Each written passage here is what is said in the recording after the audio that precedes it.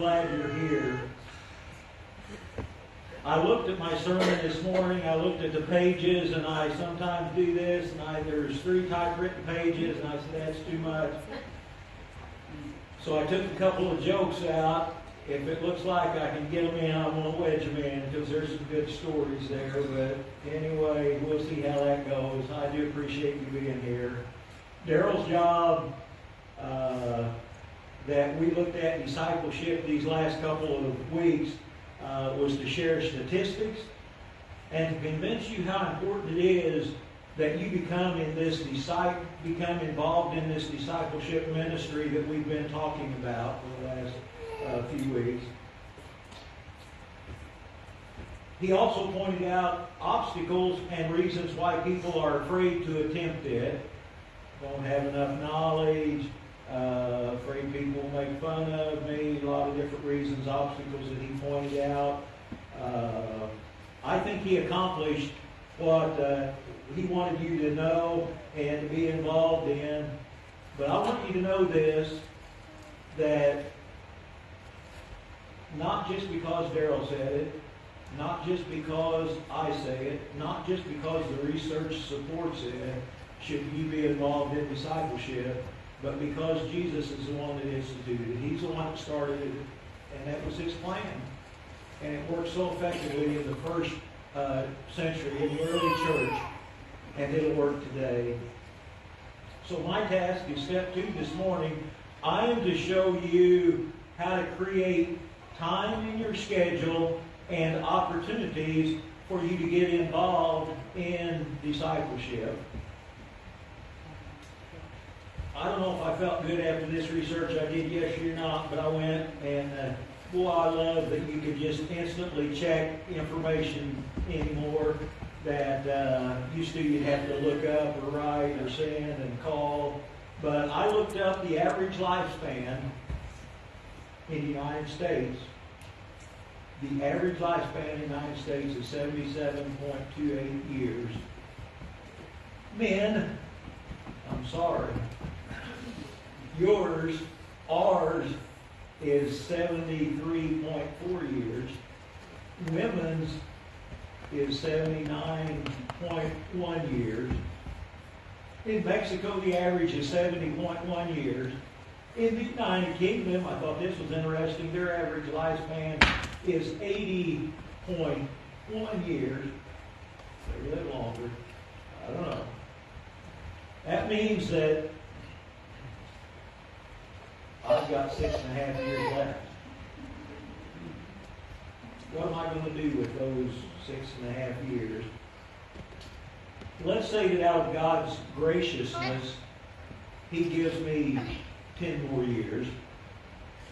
And in those 10 years, if I disciple one person each year, and I get them to be committed followers of Christ, and they decide to actually disciple others in those 10 years, when I get to heaven, there will be 10 people in heaven, 10 additional people, because I got them involved in following Christ. And that's pretty good. There's 10 people that are going to be there because of their relationship with Christ, because they took time to disciple. But if I disciple one person this year, and then next year that person also disciples a person, who disciples another person, who disciples another person, do you know how many people that would be in 10 years? I don't either, because I'm not good at math. But I actually took time to figure it out. And I'm sure there's a mathematical equation that I might have learned at one time. I don't know of declining analysis, but anyway, it's 2036. If I disciple one person who also disciples another person, who also disciples another person for those next 9 years, there will be 2,036 people whose lives have been touched who are in heaven just because I took that time to not only disciple one person per year, but I got them sold on the fact that they too are to disciple another person. It's that important. Big difference between 10 people and over 2,000 people. I wondered, when you look at the world population, it makes you wonder how in the world could Christ set an example that would work even in today's time. And this is the way it will work. And so it's important for you to get involved in that. What if it was your son or your daughter or your grandchild that was in heaven as a result of you finding time to get involved in a discipleship ministry? I always have a lot of questions about, as leadership, thinking about this church and thinking about how good it's been for me. And I'm wondering, in 30 years, will this church still be in existence? I won't be here according to these statistics that I just read. But will the church be here? If this church actively and honestly starts this discipleship ministry and you get involved in it, it will be thriving in 30 years. In fact, this building here won't contain them. That building over there won't contain all the people, because there will be that much growth if we just get involved in this discipleship ministry. It's that important. It's the ministry that Christ set up when he was in the first century, when he established how his mission was going to get out. And there were whole cities that became Christian because of the efforts of just a few people. We've got that. But I can tell you this, until you love people the way Jesus loved people, you will never get involved in a discipleship ministry. Because he loved people enough to sacrifice himself in the time that he had to do that. He loved people, just like the song says, and I thought about if the little kids stayed here to sing the song, he loves them, red, yellow, black, and white. They are precious in his sight. Everybody to God is precious. Doesn't matter who they are. Doesn't matter what color they are. Doesn't matter how rich or poor they are. He loves them. John 15:13 says this, greater love hath no man than this, that a man would lay down his life for his friends.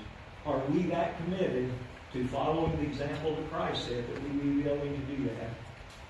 Question we all have to answer.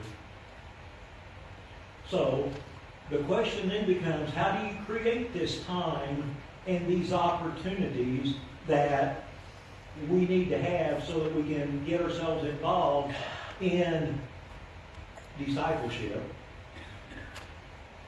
Now, this research that Daryl has been speaking from, this book that we've been looking at, says that really only 7% of the people used time as a reason that they didn't discipleship people. In other words, there were a lot of other reasons that they gave before that, but only 7% said, I just don't have enough time. Some of them said, I don't feel qualified. Some of them, there were a lot of other reasons. I've had bad experience and so on and so forth. But only 7% that time constraint was a problem. I don't know. That seemed a little bit light to me. We're all busy. I don't know how it is with all these time-saving devices that we've got, that now we seem busier than ever. When you talk to people, it's like, man, I just don't have time to get involved in that. I was thinking this morning, this week, one of my favorite things I got to do is I had a couple of trees fall in the creek, and I went and cut them up. And it's fun for me to grab a chainsaw that's got a sharp chain and go cut wood. And I was feeling good, I guess. Maybe I read these results about I only got 6.5 years left, so I wanted to prove to somebody that I could still split wood. So I got the splitting maul out, and I split a half a load of wood with the splitting maul. And it's up there, and I'm thinking, I use that to heat my building. I've got electric heat. I've got ground source in my house, so I don't have to get out on a cold morning. But I do what the old timers did. When they predict a big snowfall or cold temperatures, I stack it inside so that I don't have to go out, and when I get ready to fire the furnace, I just go in there and throw some more logs on, and it's nice. But people used to have to do that, didn't they? They had to cut wood for their fire. I asked in Sunday school class, how many people remember that? And 90% of the hands went up. That I remember when me and Jimmy were little, Mom would bring us home from school, and the first thing she did was tear up the Eldon Advertiser and throw it in the old stove there that sat in the living room. And in just a little while, we'd have heat. And we'd surround that stove, and eventually it'd get warm enough that the whole room got warm. We used to do that in churches too, right in here. There was a wood burning stove. But we don't have to do that anymore. We just turn the thermostat, gas comes on, and we're warm. So with all the extra time that we have from not having to do those things, I find it questionable that people say, I just don't have time to meet anymore. I remember 50 years ago when I was 14, 15, 16, I sat 1, 2, 3, 4, 5, I sat 6 pews back right there. And Dennis stood the pew in front of us on Wednesday nights, and we had midweek Bible study. Can you imagine a church that actually had midweek Bible study on Wednesday night and spent an hour in deep study of the Scriptures and prayer time? I can tell you that there were some of the most knowledgeable and prayerful and faithful servants in that group that you'll ever meet. They were. And I'm sure that I'm here because of some of them. No doubt in my mind. So my question to you is, will there be somebody in here 50 years from now because of you? Because of your willingness to be a disciple maker and to take time out of your busy schedule to get yourself involved in somebody else's life. I want you to think about this, because this fascinates me. What if last Sunday I would have got up and announced, Saturday night we're going to have a church service. It's a special church service. It's going to be up here at the Eder property, and it's going to be on Saturday night, and the predicted wind chills are in the minus 20s to 30s. Actual temperature -7. And to get into this church service, it's going to cost you $150. And parking is going to cost you an additional $50. How many would come? I don't know. Arrowhead Stadium is the 25th largest stadium in the NFL. It holds 76,410 people. And it was packed. And people were froze to death. And they did that after paying, it depends on which website you looked at, what the average ticket price was. Anywhere from, the average was $234 on one website. There was one ticket sold for $5,964. There was, and I'm thinking, okay, people got, they don't have any sense, you know, to get out there. Now, I'm going to come clean. I did pay the $5.99, and I got Peacock, and I watched it on TV from the warmth of my house last night. So, and somebody said, well, that's just the first step. Pretty soon there won't be a Super Bowl. You'll have to pay for everything. That's just the way the world works. But you see the difference? You see what people are committed to and what they spend their lives dedicated to? Some make idols out of NFL teams, don't they? And they worship them. And they'll do anything to not miss those. But you put a minus degree on the thermometer and have people come to church, and it wouldn't happen. That's why I said, you guys should be congratulated. You are a hardy group.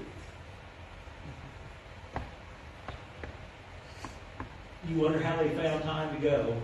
It makes us wonder how we find time to disciple somebody else. That we might make a positive impact on somebody's life that might change them for eternity.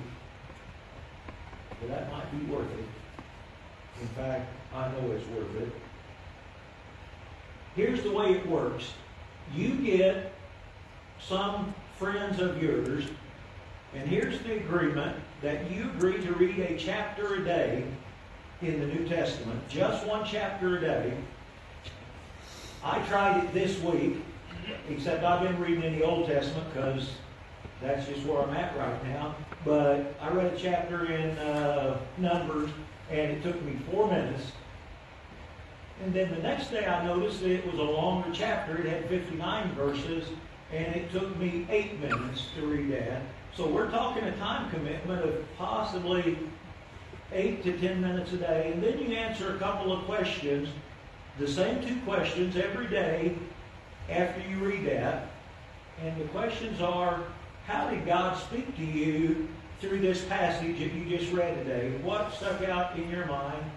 And number 2, what did you learn from this passage that you can apply to your life to make a difference, be more pleasing to God? That's the 2 questions. So it might take 10 minutes to jot down an answer to that. And then you meet with your discipleship group for 90 minutes. That's an hour and a half per week. Now, how many hours do you have a week? Well, since you're calculating, it's 168. You have 168 hours a week, 7 times 24. When you take an hour and a half out of that 168 hours that you have, that's 0.0089. It's less than 1% of your time that you're going to take to spend this hour and a half with your discipleship group. Your friends, your people that might be in heaven with you someday because you were willing to spend just an hour and a half a week with them. That's the commitment level that we're asking for in this. Let me share some ways that it works, because I want you to get involved in this, and it doesn't have to be as difficult as it seems. 56% of the people who are in discipleship groups it's a church-related group. It's people that they've met at church, and that probably makes sense because you share some of the same goals and some of the same aspirations. But 56% of them meet because of a church-related event. They understand the importance of them meeting together. And if you want to see the list of those things that are better in your life when you meet this, in a couple of weeks we're going to look at some of those things that are you'll feel more fulfilled. Your outlook in life will be more positive. There's a whole bunch of things that happen just as a result of you deciding to get together with some friends and look at what the Scripture says. Perhaps it's work-related. In fact, 18% of these discipleship groups that are started in the U.S., 18% of them start because they are related to work, where a person works. And I know I used to have fun sitting around the dinner table at work where I worked and just discussing things with my colleagues, with my teachers, and talking about events of the day, and eventually talking about serious things that were church-related and Christ-related. Maybe it's hobby-related. Maybe you've got a hobby and you don't want to set that aside. You don't want to give up that hobby because you really like it. So you involve other people that might have that same hobby in your time, and they become part of your group. I've got a guy coming over this week. He called me a couple weeks ago and said, Alan, I know you taught woodworking at school. Can I come over and can you teach me how to turn wooden bowls on a lathe? He's my guy. He's coming, and I'm going to share it with him. You've got a hobby. Maybe it's crocheting, maybe it's camping, maybe it's hiking, maybe it's auction, maybe it's whatever. You fill in the blank. I was going to bring some crocheted pink booties that I crocheted, and I'm going to say, see, I don't do that. That's not mine. But somebody My wife likes to crochet. I mean, she spends a lot of time making pot holders and all kinds of different things. But whatever your hobby is, maybe it's young people. Maybe you could involve them in a craft that you know how to do, and you could change a young person's life that will make a difference in their life for all eternity. Hobbies are some of the ways that people get involved. 11% meet as a result of volunteer and charity groups. They're involved in Red Cross or they're involved in whatever, and they start meeting because of their involvement in that. We have a teacher's appreciation meal over here. Some of you helped with that. A lot of you brought food for that. What if we, because there's a lot of teachers we found out that don't have a church affiliation anywhere, what if we had a study group with them, either before school or after school or sometime, and minister to them in that way? And we've got a whole list of them that we're praying for, that ask us to pray for them, because school can be difficult. It can be difficult for students, and it can be difficult for staff, too. Joni's graduation class, they meet still once a month. Eugene's alumni meets, I think, twice a year in October and April, and there are opportunities for us to reach out to these different groups. 33%, this might be surprising to you, but 33% of the disciple groups are a result of family connections, family relations. Okay, I want you to think carefully how you answer this question. Do you really want your brothers and sisters and aunts and uncles and cousins in heaven with you? Don't answer that out loud. But you should. And we've had some opportunity even in our family to involve some people that were on the outskirts that just were never brought up in church, that never knew that Christ loved them, to become involved in this church area just because of that family connection. So don't slight that group. It might be somebody in your family that God is leading you to be in your discipleship group with. 12% of the groups that are discipling meet online. I say that's not my cup of tea. I like to see people face to face. My kids never go into a bank, but I like to see the banker when I go in and I give them my check and they give me money back. I like that. But my kids, they take a picture of the check and say it's deposited, and they probably haven't been in a bank for 7 or 8 years. But I do go online to see videos of Carson, my grandson, on WhatsApp, because I like to see what he's doing down there in Branson. And he was jumping down on that trampoline with 3 inches of snow just bouncing up and down this week like crazy. So I do go online sometimes, and God might be speaking to you to go online and use that opportunity.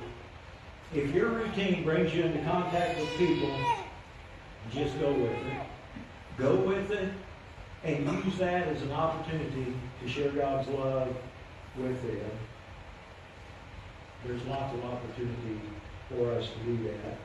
In Matthew 9:36-38, it says this: when Jesus saw the crowds, he was moved with compassion and pity for them, because they were dispirited and distressed, like sheep without a shepherd.